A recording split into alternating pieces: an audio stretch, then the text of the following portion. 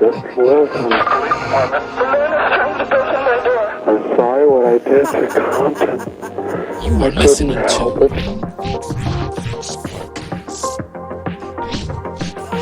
Fire emergency. Please don't touch this weapon. I'm sorry I killed that girl. Welcome back to the Grim Fix Podcast. I am your host, David, here with my co-host, JR, and Hey, Sir everybody. Charles in the Yo. for one more week to satisfy your grim curiosities. We are again, man. Here we are. Listen, there's a bunch of podcasts that start every day. And the truth is, most of them never make it to episode 2. So we're on a good path here. Milestone. Third. Yep. So this is episode 3. It's a little short one because we want to start releasing episodes on Mondays. Our episodes usually have dropped on Fridays, but we want to do it on Mondays, but we didn't want a week to pass without giving you anything. So we decided to do sort of a short little episode to talk about some, I guess, paranormal, even though it seems to be becoming reality, right? It's when Hollywood meets real life, which we've spoken about before when it comes to serial killers, but never when it comes to like, what is it? Beings of not Earth. What is it? Unearthly beings, cryptic creatures, you want to call it that. So Supernatural? it's there you go. That's the word, like a supernatural being. I was like really digging in, trying to remember that word. So I think I know I am a fan of when we talk about vampire movies. I don't know about you guys. Yes. No, you know that we all are. So yeah, vampire movies are the shit. The truth is, I have to say this. Anne Rice ruined vampires for us all. Why do I say that? Because not ruin it. Not ruin it. But that's what I'm saying. She ruined it because she ruined it for everybody else, basically. Why? And she ruined it for us too, well, for me. Because I used to see vampire movies and I would be like, oh man, that was so good. I love vampire movies. And then I read Anne Rice books. And I never looked at vampires the same way, where nobody meets the bar. She raised the bar so high. Again, this is my opinion here. She raised the bar so high that now every vampire movie that I see, I kind of hate it. It's that she gives those great details. I don't know. What was the last good vampire movie? She used her explanation for a way. I don't know. She just made it better. Is that she gives? I mean, I don't know. It's just the whole story behind how she comes up with the story of how vampires became, which to me it makes it seem plausible. It seems, I don't know, it just makes sense to me. Believable.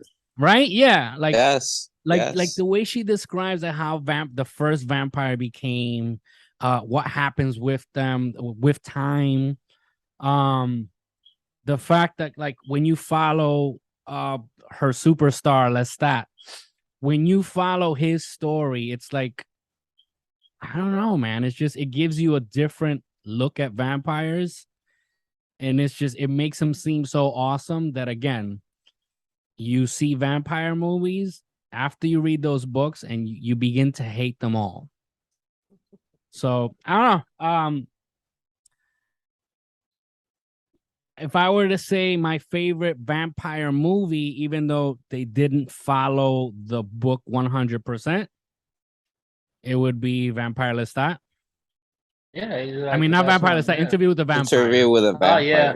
Because they kind of put parts into it, and just like for years, I remember, I think at least 10 years passed since I read The Queen of the Damned, and I always said, wow, this would be such a great movie. Like, it would be amazing. And even though the book Vampire Lestat also would be an amazing movie, and then they come up with, oh shit, they're gonna come out with the movie Queen of the Damned. What was that? I was like, oh my god, what was that? That was like 98.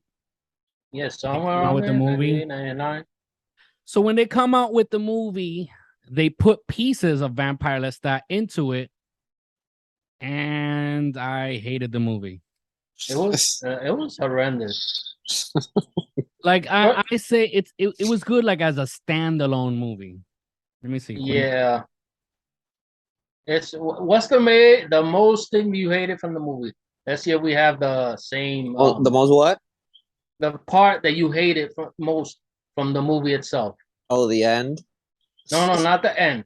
One certain thing, one certain information from that movie that you hated the most.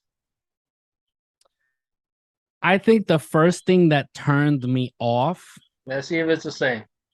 Was once they showed, I think it was Marius. Yes.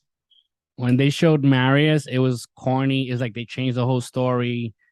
Was it? Yeah, it was Marius, right? Yeah, Marius. Marius, the way he looked is not the way he is in the book. With the short hair. Yeah, exactly. And I think they changed the story because who created Lestat was Magnus, not Marius. Some shit like that.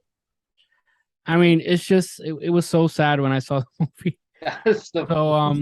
Yeah. Even though Stuart Townsend I think he did a pretty good Lestat. The whole concert thing was great. Yes. Akasha, she was great. I liked her as Akasha. Yeah. It's just the whole story. Like, oh man, like I wish they would do a story about the witches, about I mean a movie, not a story, but like do a whole movie about the witches, do a whole movie, which I'm hoping if they do the whole series that they're gonna do for TV, I'm hoping they incorporate all of this. The story of the twins alone is such a great story. I'm sketchy with that. I don't know. That's something I'll watch. I'll try it. I'll give it a try. Hopefully, they won't ruin it. Hopefully, it's not disappointing. Yep. So, what would be your favorite vampire movie, Charles? I've never seen Nosferatu. Okay. Really? I've never seen that movie. Don't worry, I haven't seen it either. It's not a creature that really the vampire, but it's just. It's still interesting to watch. I don't know. One of the first vampires that came out. Yeah. I don't know. Wow. Favorite movie? Be your favorite vampire movie. I will have to say. Please don't say it. 30 Days of Night. No. I'm not gonna go. I'm not gonna go there. I really liked Underworld. I'm sorry. A Kate Beckinsale lover. Sorry. Yes, the first one. I liked it as a certain. Well, how can I? Not as vampires, but I did like the Lycans. Yes, I like the concept of the movie. No, the concept was great, and the Lycans, the way they created them was great. It's just that war between them. Yes. That they used them as carriers of the vampire. No, that was horrible. Yes, but that's what I'm saying. Like, I like the concept. I don't know, the movie. Special effects were really good. No, like I said, it was a really good movie. And don't get me wrong, the book and the movie is basically the same. Just one or two things changed, but everything else is the same. Okay. What would your favorite vampire movie be, JR? Wow. Right now, I can't even think of one. I was thinking about Dracula, but... That's my second favorite. Bram Stoker's Dracula. Mm-hmm. That would be like my second. Like right now, I can't think of one specific that I can say that I truly, truly like. They all are balanced out. It's like you said. Anne Rice just messed up the bar. Else. Yeah, that's what I'm saying. Like, I saw Bram Stoker's Dracula before I saw Anything Anne Rice related. I got one for you guys. One great one. Vampire in Brooklyn. I don't know. So I'm looking for my third favorite. I can't even remember the name. Jeez. Because I saw it a very long time ago. I'm pretty sure if I see it now, I'll probably hate it. From Dusk Till Dawn. Oh, hell no. No. Oh my God. The second one is even worse. Let me see. I think it's called it's not Bloodlust. Oh wow. Remember that one? The guy with the really long fingers? Yeah, that was it was Bloodlust. I think Dark Castle does those movies. Probably. I don't know. Because I'm looking for Bloodlust here, but it comes out like Bloodstone. The cover. Bloodstone. Let me see.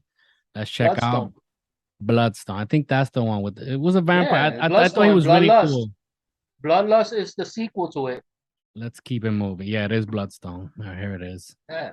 Yeah, Bloodstone Subspecies Part 2, which is that I think that's and Part 3. I think that was my favorite one, Part 3. I don't know. I found that vampire pretty cool. All right. Yeah. All right. So so speaking of vampire movies, right? We're gonna use this as a segue to today's topic. So we are speaking about vampires. I remember in the 90s, late 90s. You remember that? Like everybody wanted to be a vampire. I still do. I remember in the late 90s, everybody wanted to be a vampire. Like I remember I had the fake fangs. I had when I did my gold grill, I had it with the fangs. Oh wow, yeah, wow. I remember that. Like, I remember that. Like, I was such a vampire fanatic. Like it was bad. But everybody wanted to be a vampire. Everybody wanted to do, when it was the era of the piercings and it was just it was an awesome era. I remember everybody wanted to suck. So recently, right? This is according to USA Today. I read this. I saw it in one of those like Facebook posts, but you know how Facebook sometimes they send you these bullshit news clippings that are not real. They have like these whatever new weird news blogpost.com.net.org, like these weird websites. Like these weird websites that have no proof, they have no like real information, and people believe this. Oh wow, and then they start sharing it. So I found it in one of those bullshit websites and I decided to do a search on it. All right, so I searched and I found in USA Today, which seems like a reliable source. And I found this article that says ancient human bloodsucker, ? Skeleton of female vampire unearthed in Europe during a dig, right? This was written by Natalie Nasa Alund.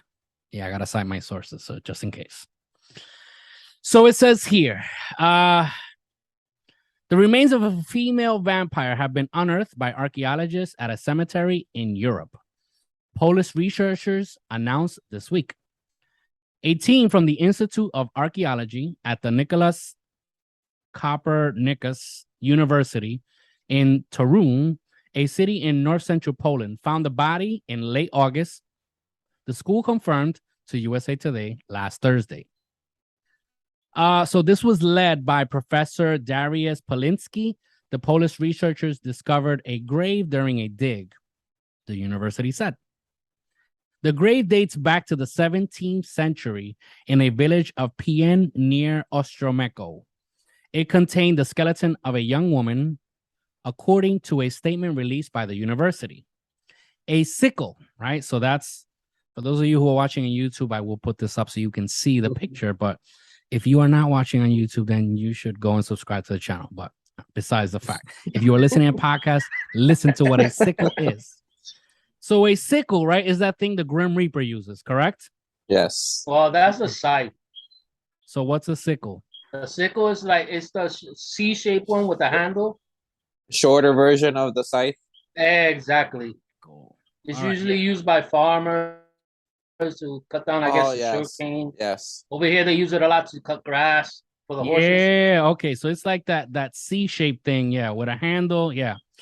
I will show you guys in YouTube. If you're watching, you will see what we're talking about. So apparently, right, a sickle had been placed around the neck and a padlock had been placed on the big toe of her left foot, the statement said. That's what I didn't understand. Why would you put a padlock?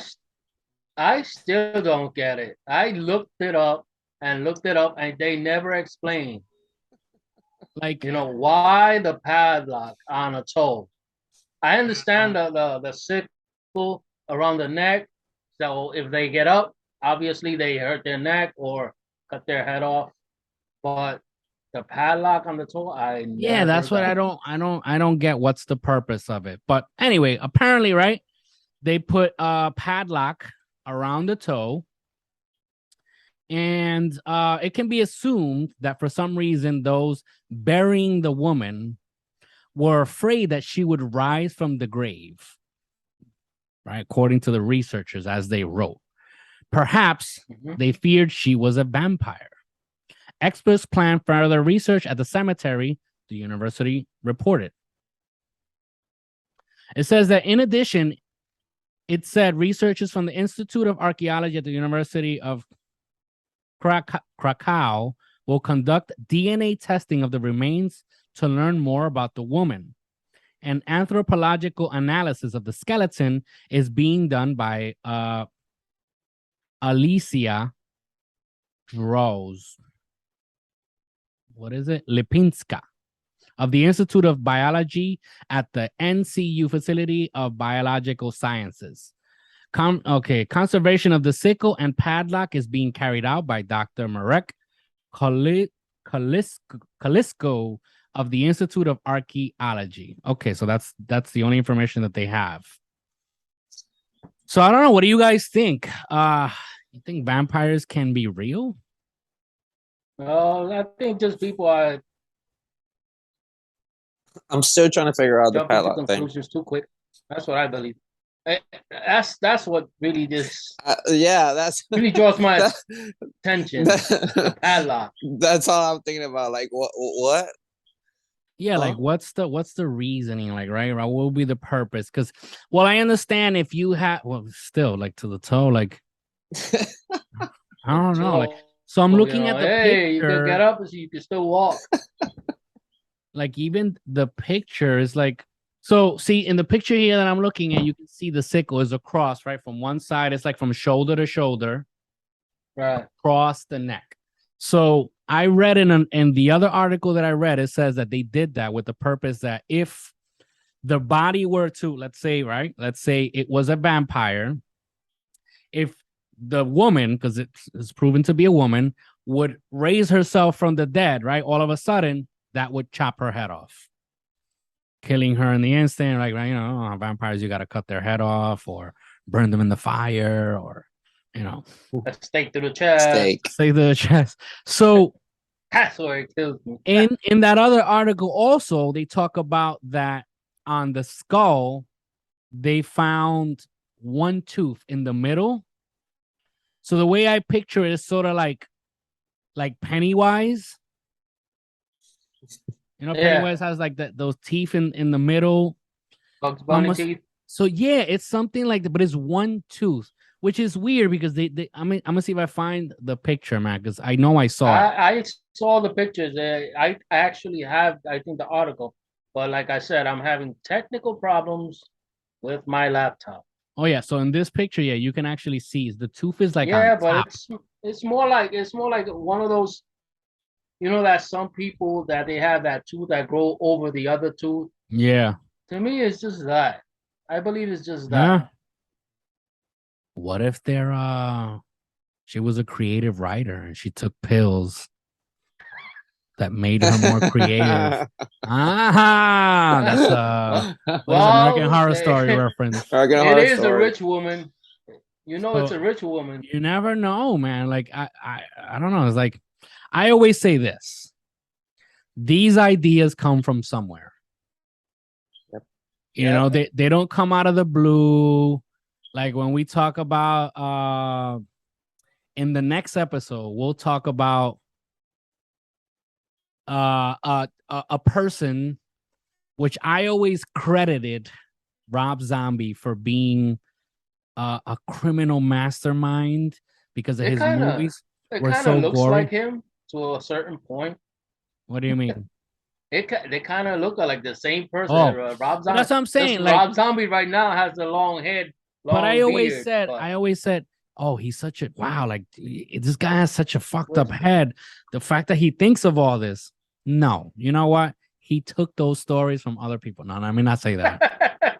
What was his thought process? No. But the next case that we talk about, you'll see what I mean, and we'll talk about the movie I'm referring to. But that's for the next episode. All right. No. I gotta give credit to Rob Zombie. His creativity, I love. Oh no, it's creativity, and I will always say this: what he did with Halloween, which we spoke about that in the last episode, to me was genius. Yes, it was. Yes. So, so I want to hear unpopular opinion. Is it? Yes, and people hate it for some reason. Really? I don't know. I don't get the hate train with Rob Zombie's Halloween version. To me, he hit it right on the nail. I know he did, but people hate it. I don't know why. I still don't know why. I would love to see him come up with another movie. You know, Freddy Krueger movie, Jason movie. I don't know. Like a Friday the 13th movie done by him would be awesome. Apparently, that wasn't the finalized version because the movie XX were like into the movie and not letting him what his real vision of the movie was. So, typical Suits. I want to get in and tell people what should and shouldn't be done. See, this is why we do podcasts, and even though YouTube sometimes gets a little iffy, but podcasts, we produce our own content. We don't have any suit coming here telling us you can't do this, you can't talk about that. We are our own suits. So, yeah. All right. So before we leave, you were talking about a person who put an ad out. This is a bonus. Yes. Bonus for the public. We weren't going to talk about this, but Charles brought in some information and we thought it'd be cool to share it with you guys. Yes. I have this big friend of mine called Esther. Esther, if you're watching, thanks for the article because it was really interesting. It was a Washington Post article. Okay. Which the title was, she posted an ad on a dating site, an alleged serial killer answered. So I'm like, interesting. Interesting. So this was like 3 days ago. 3 days ago? Yes. This is shit! You guys got a recent thing. Exclusive. So don't use there's that. There's this a woman called Monica White. She's a 53 years old divorced lady. Okay. And she created profiles on dating sites because she was ready to date again. This was on 2020. So apparently, well, not apparently, she met this dude called Anthony Robinson. He's 36 years old, and he was called the shopping cart killer. Why was he called the shopping cart killer? It's because he met women on dating apps, lured them into hotels, killed them, and load their bodies into shopping carts to dump them in vacant lots. Oh, shit. Didn't something like that happen? I think it was last year. No, that wasn't the one in P. It was actually here in New York. There was a case where this is an older looking man. The guy looks homeless. And I mean, I don't have the full details right here, but I remember the news, right? The report was he ended up taking this woman. I don't know if he went into her apartment, and this woman was reported missing. What people did not know is, and they have pictures and videos of him, of this guy walking around with a shopping cart, and he would wear a wig. And when he got caught, mind you, all he's doing is wearing a wig, fully dressed like a man. I mean, looking like a homeless man because this guy looked dirty. And he said that he identifies as a woman, But the thing is, this guy was walking around with the shopping cart and like sitting on it and all this. And all this time he had this woman, I think he had chopped her up in pieces. And she was like there. He was like dropping pieces here and there. When was that? When was that again? I think that was I think it was this year or last year. But this one wasn't in New York. Interesting. But it sounds similar.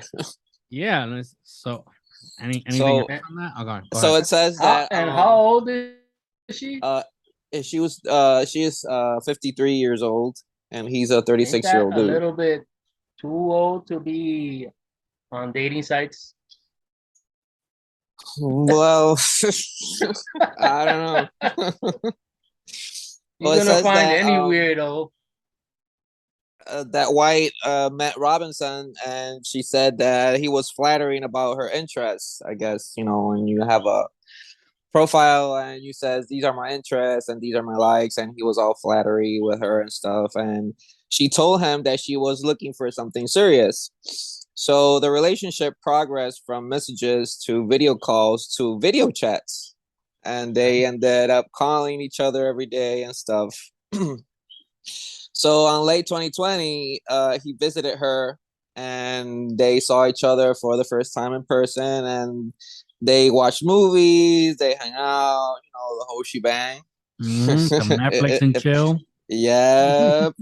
A lot of chill.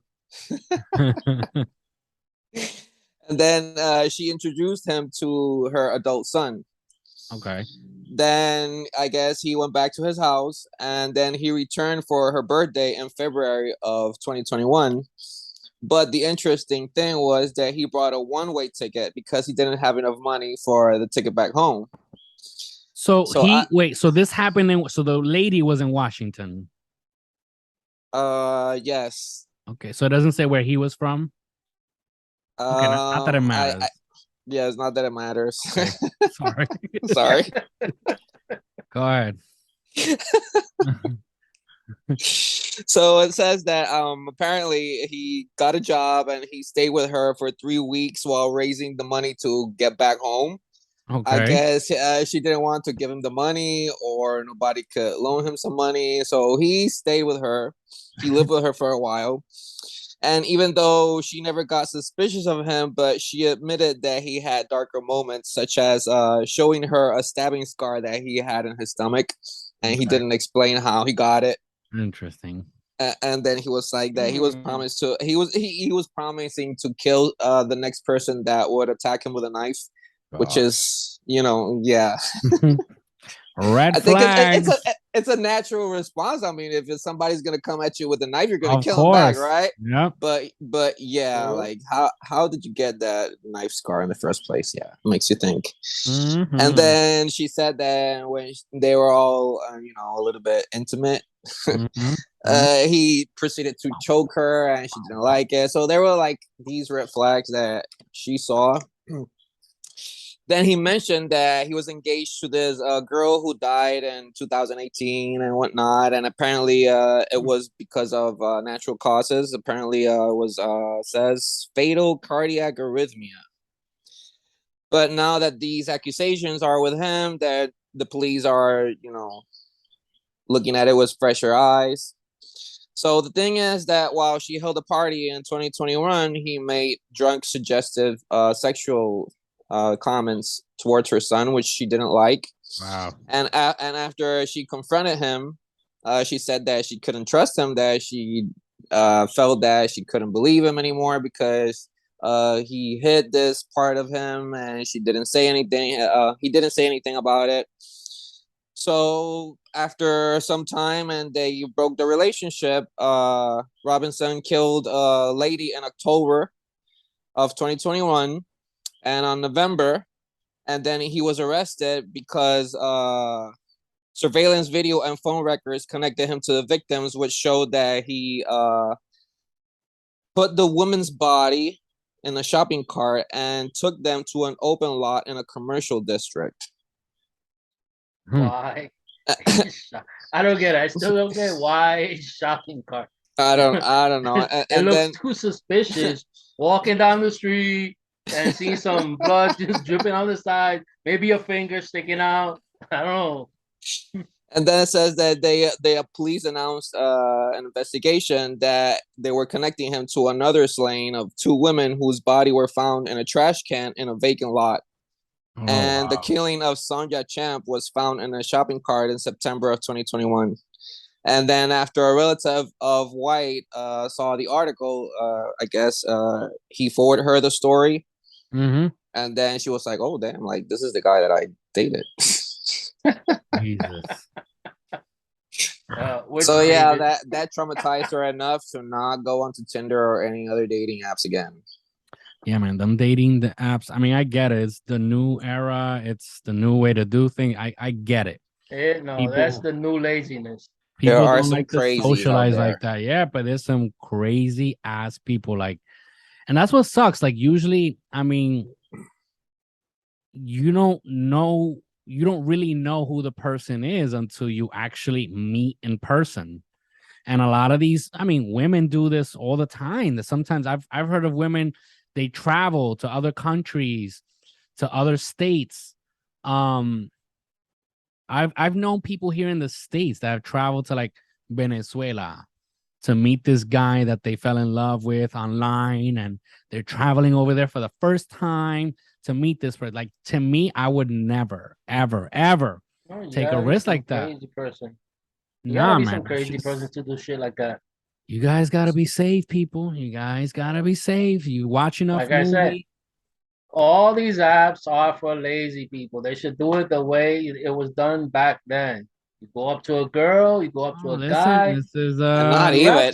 Time. I mean, but I'm saying, if I'm gonna meet somebody for the first time, like, I don't know, I would take somebody with. I'll take a third wheel with me. Meet the person with me. You know, but that's the thing. They met each other. They were together at some extent. Yeah. So it's not like she saw him once or twice and she didn't know. You know, it's the you never know who's who at the end of the day, no matter how time passes. Yeah, that's insane, man. It's just nope. So the case that I was talking to you about, this was in March. This was in March. This dates back, this is from the Daily News. It dates back to March 3rd, 2022. And let me read this quickly here. We're not gonna, dig too much into it, but no, you know what? Let's read this one. This one is from NBC New York. And it says, a man is being questioned in the connection with the grisly discovery of a woman's body, missing a head, arms, and legs, that was found in a garbage bag in a shopping cart on a busy street outside a Brooklyn store a day ago. So this was written in March 5th. So they found it March 4th or March 3rd. Okay. So if wait, a day ago, law enforcement sources with direct knowledge of the case said Friday. So it says, the sources say the man is being asked about disposing of the body, but they believe he may be linked to the killing of the woman, whom sources say was a 60-year-old living in an LGBTQ shelter in the Clinton Hill area at the time of her death. The passerby who found her early Thursday told cops he first noticed the bag on his way to a friend's house in Greenpoint, and when it was still there on his way home an hour or so later, he decided to open it. So this guy passed by the bag, curious, keeps going, comes back an hour later, the bag is still there, decides to open the bag. The man, who was the one who called 911 about the grisly find at the corner of Atlantic and Pennsylvania Avenues, just outside a construction safety gear shop next to a carpet store, told cops he passed by the area initially around 12:30 a.m. Thursday and decided to see what was in the bag on his way back around 1:40 a.m. You think I'm gonna fucking pass a bag at 12:30 midnight? At 1:40 in the morning, I'm gonna be like, hey, I wonder what's in. Fuck no. I still wouldn't be checking a bag that's just sitting there. It says the bag was tied up. Wait, let's see. The bag wasn't tied up. It was only rolled down. The senior NYPD official said the man reported. He reached inside. First, see, that's nuts. So he reached inside. First, he felt a roll of toilet paper. Then he opened the bag and saw the torso. He called 911 immediately. The medical examiner conducted an autopsy to determine how the woman died, right? In the meantime, the detectives are conducting canvasses of surveillance cameras. See, but it doesn't say who it was. I know I saw, let me see. This is March 9th. So this is from ABC 7, right? And what? Yeah. It says in East New York, Brooklyn, police arrested a person. Oh, so this is when they caught the person. Police arrested a person of interest in the death of a woman whose torso was found inside a shopping cart in Brooklyn last week. And detectives executing a search warrant at the suspect's home made the gruesome discovery of a human head. They also found an electric saw in the suspect's East New York apartment. Harvey Marcelin, 83, this fucking guy era un viejo, 83, who has served prison time twice for killing two different girlfriends, has been charged with a second-degree murder and the concealment of a human corpse. Why didn't they just leave the guy in jail? So it says that Marcelin was arrested March 4, the day after the torso was discovered, and has been held without bail since at Rikers Island. The limbless torso was found at Pennsylvania and Atlantic Avenues in a multicolored bag in an abandoned shopping cart on March 3rd. Then on March 7th, what is believed to be the same woman's leg was found in some trash on nearby Jamaica Avenue. Police believe the victim, 68-year-old woman, seen on surveillance video entering Marcelin's apartment near the crime scenes on February 27th. See, so she went to his apartment. Marcelin, who is a transgender and identifies as a woman, was seen leaving the apartment 3 days later with a bag believed to contain her torso. Marcelin has spent more than 50 years behind bars and was released from the state prison on August 2019 and is on lifetime parole. Okay, so Marcelin, it's a dude, right? So it identifies as a woman, so I don't think we're allowed to call them a dude. It's a woman. Well, but it's a transgender. Yeah, transgender. I just want to woman. get my facts straight. Apparently, right? I mean, what I had read once, all he did was put on a wig, and that's it. I identify as a woman. Okay. So on April 18, 1963, Marcelin fatally shot a girlfriend in Manhattan and was later convicted of murder, released on lifetime parole on May of 1984. See, so this is what I don't get.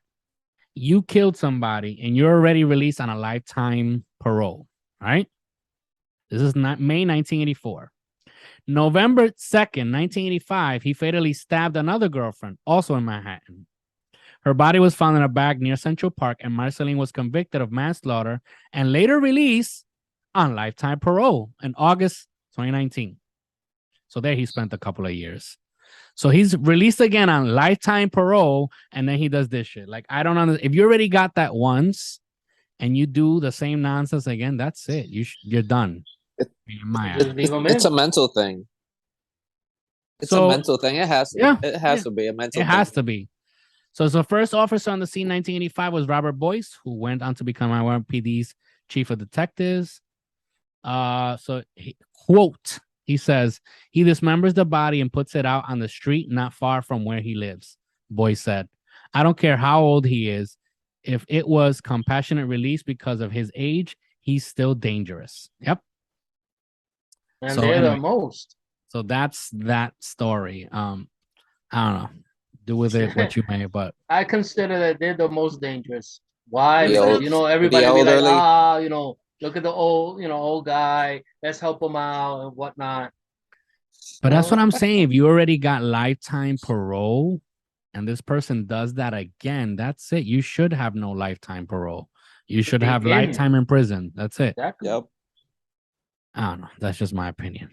Anyway, I want to hear you guys that are listening and watching on YouTube. I want to hear your comments. What do you think about these cases? What do you think they should do? Should people have more than one lifetime parole sentence? Makes no sense because we have one lifetime. But yeah. So that is it for this episode. Stay tuned. For a Monday, we will drop another episode. It is Friday today. Yeah, Friday. Monday, another episode, a full episode will be dropped, and hopefully that'll be our new release dates on Mondays. This is the Grim Fix Podcast. Be safe. Take care, everybody.